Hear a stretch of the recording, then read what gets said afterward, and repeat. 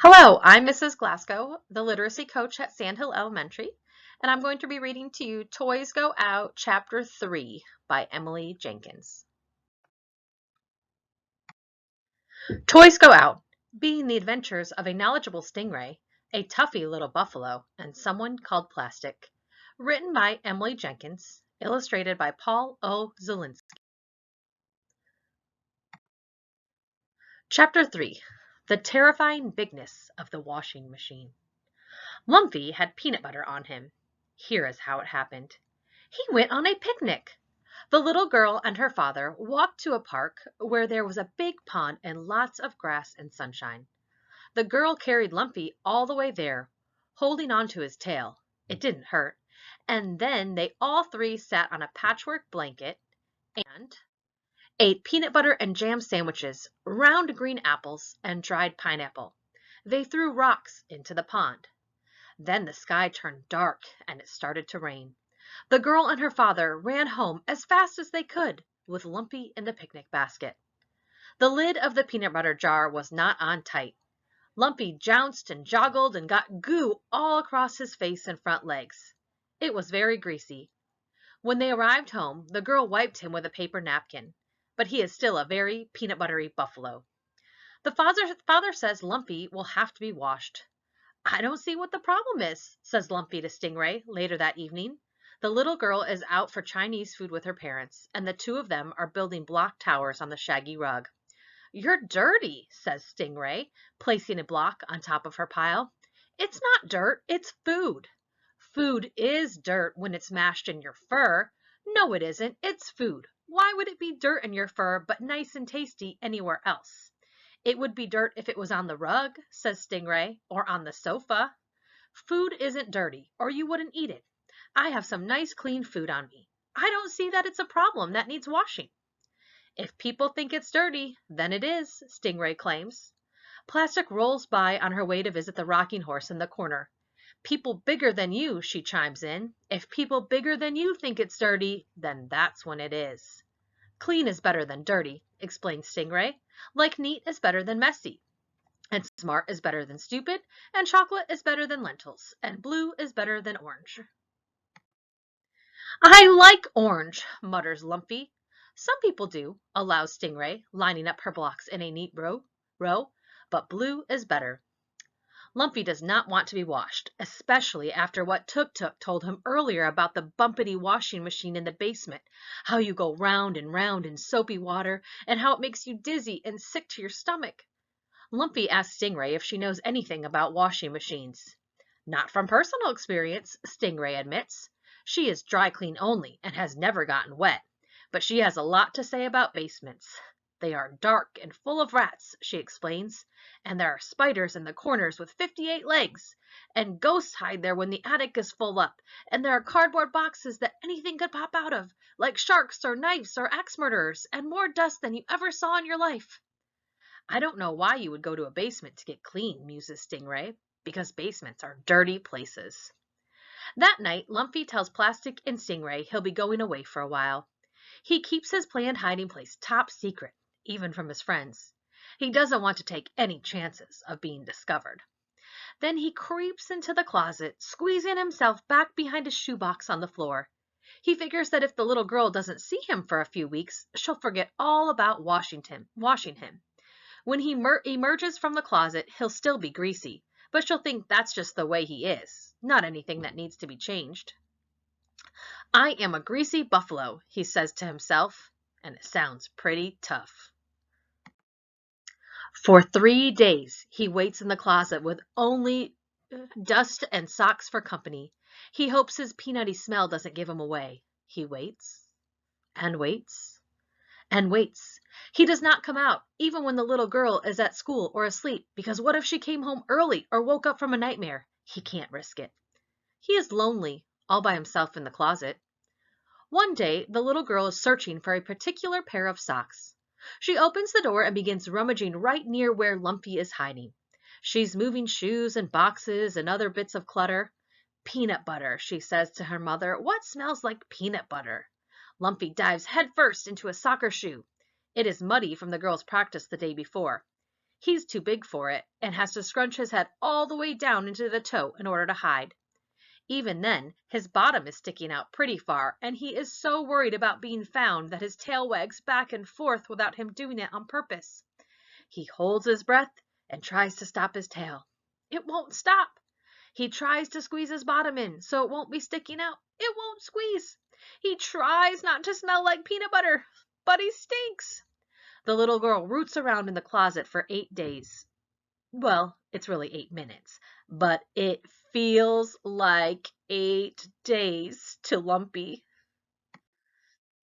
Finally, the girl finds her particular sock and goes away. Lumpy tries to get out. He wiggles, he woggles, he grunts and humps and pushes, but he's still in the shoe with his bottom sticking out. Help! He yells, but he is too deep in for anyone to hear him. It is a long day and a long night, stuck in the shoe. Around 4 a.m., the one-eared sheep wanders into the closet, following an interesting smell that she smells. Lumpy can tell it is her because she makes a snorty noise when she walks. What are you doing in there? Sheep wants to know. Humph, rumph, says Lumpy. Come out, I can't hear you. Rumph, rumph. What? Sorry, says the sheep. It's my ear. I've lost it. Rumph, rumph, rumph. Sheep doesn't understand. She is distracted by the tasty-looking lace of the soccer shoe.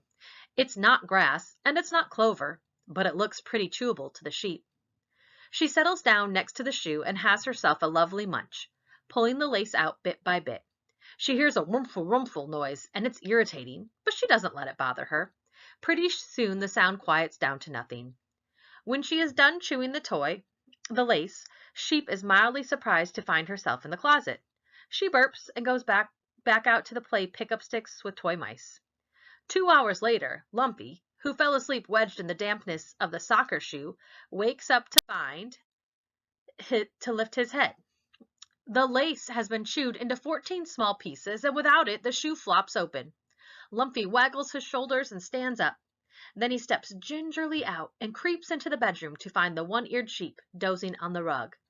Thanks, he whispers, nuzzling her woolly face. You're a true friend. Sheep has no idea what he is talking about. Just then, the little girl rolls over and makes a mumbly noise. She is waking up. Rumpa, lumpa, rumpa, lumpa. Lumpy gallops at top speed and dives behind the rocking horse in the corner. The girl stands and puts on her clothes. Then she begins looking around, under the bed, behind the bookshelf, even in the back of the closet, where Lumpy used to be hiding. She's searching the room as if she's lost something, rooting through the toy shelf, tossing whirly tops and colored markers and board games and mice every which way. Then Lumpy hears a sad sound. He has heard it before, but not often. The little girl is crying. He's not here, she wails. I need him. Lumpy peeks through the legs of the rocking horse so he can see the girl's face. Her cheeks are wet. Lumpy! Lumpy! The girl throws herself on the bed, buries her face in the pillow, and weeps. She misses me, Lumpy realizes. She thinks I'm gone forever. The idea had never occurred to him. He rushes out from behind the horse. Ag! He remembers the washing machine and runs back behind the horse's legs. Ag! The little girl is crying. Out again. Ag! The washer. Back behind the legs. Crying. Out. Washer. Back. Cry. Wash. Out. Back. Ah! Lumpy cannot stand it anymore.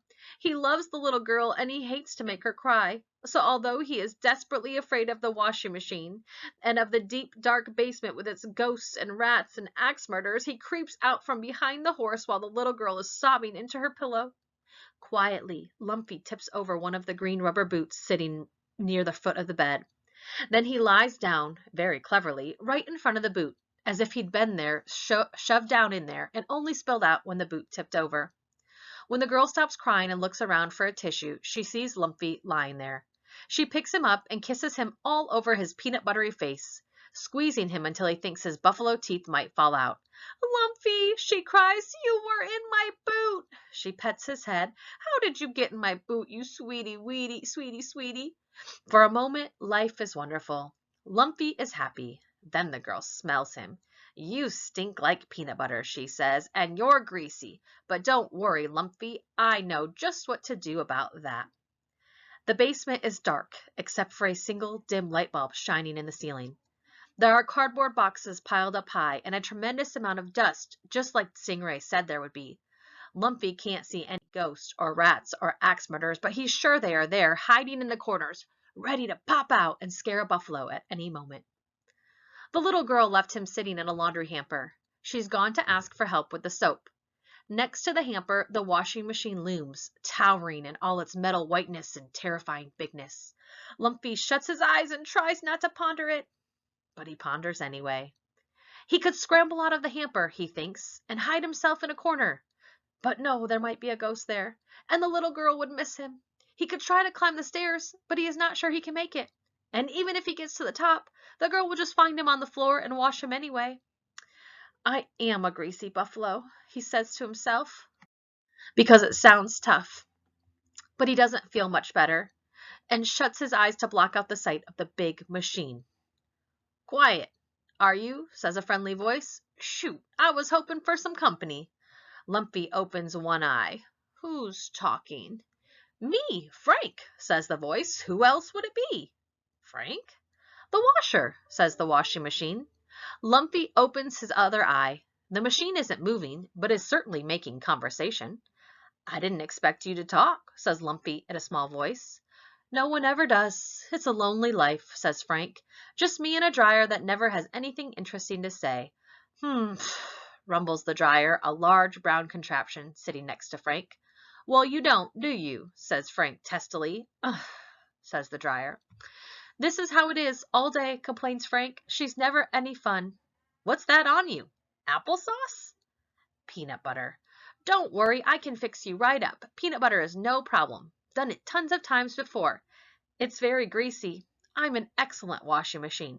Top of my game. Not that anyone really notices. Tuk-Tuk never told me anything about you, says Lumpy, standing on his hind legs to peep over the edge of the laundry basket at Frank. What is Tuk-Tuk? A towel. A yellow one with frayed edges. I think I've seen her around. Complains the dryer. Exactly, says Frank. Those towels are stuck up. None of them ever say a word to either one of us. It's like they think they're so popular. Do you talk to them? Asks Lumpy. Oh, they're busy amongst themselves, says Frank. I can't get a word in edgewise. Not that they'd pay me any mind. Tuk-Tuk is beautiful, says Lumpy, who is very loyal. Pretty is as pretty does. That's what I say. Maybe she doesn't know you talk. Frank had never thought of that. If you don't talk to her, I bet she doesn't know, says Lumpy, feeling helpful. The little girl's father puts Lumpy into Frank's wash tub, adds a sprinkling of powdered soap, and presses a button. Warm water pours in. The tub is rumbling. Frank, yells Lumpy, anxious to be heard above the din. I don't feel good. Will you stop, please? Can't stop, said Frank importantly. It's a cycle. I feel sick. What a cycle means, explains Frank, is that I have to see it through to the end. How long does it last? 22 minutes. Agitation, rinse, second rinse, and spin. You have 19 minutes left. It's uncomfortable, moans Lumpy as the water sloshes him back and forth. Think of it like a dance, says Frank. Then maybe you won't feel sick. But there's no music. So Frank begins to sing, Shuffle-o, shuffle-o, greasy little buffalo, toughy little Buffy, dance that buffalo shuffle with me. Dance, dance, prance, prance, dance that buffalo shuffle with me. Lumpy likes the idea of a buffalo shuffle. He does feel queasy during the agitation, but Frank keeps singing as Lumpy sloshes around, and by the first rinse cycle, when the clean, cool water pours in to wash the soap and peanut butter away, the buffalo is starting to enjoy himself. Dance, dance, prance, prance, he sings along with Frank, waggling his tail and clapping his front paws together. By the second rinse, he is kicking up his back legs and yelling, Tuffy little buffalo, as loud as he can yell. And when the spin cycle arrives, he forgets completely that spinning makes his stomach feel funny. Whee! Cries Lumpy. Look at me! Then the wash is over. The girl's father pulls him out to go hang on a clothesline in the open air. Goodbye, Frank, Lumpy calls as the basement door shuts. You have a wonderful singing voice. Thank you, calls Frank. It's nice to have someone appreciate it, says the dryer. Lumpy goes on another picnic the next weekend. Same pond, same sandwiches. It doesn't look like rain, though, so his chances of going home in the picnic basket are slim. When the little girl and her father are feeding the ducks, and Lumpy knows they aren't looking, he, very cleverly, unscrews the lid of the jam jar and dips his nose and forefeet into the apricot goo. I am a sticky buffalo, he says to himself, and when I get home, I am going to visit Frank. Sitting there in the sunshine on the picnic basket, he begins to sing, Shuffle-o, shuffle-o, sticky little buffalo, toughy little buffalo, dance that buffalo shuffle with me. Dance, dance, prance, prance, dance that buffalo shuffle with me.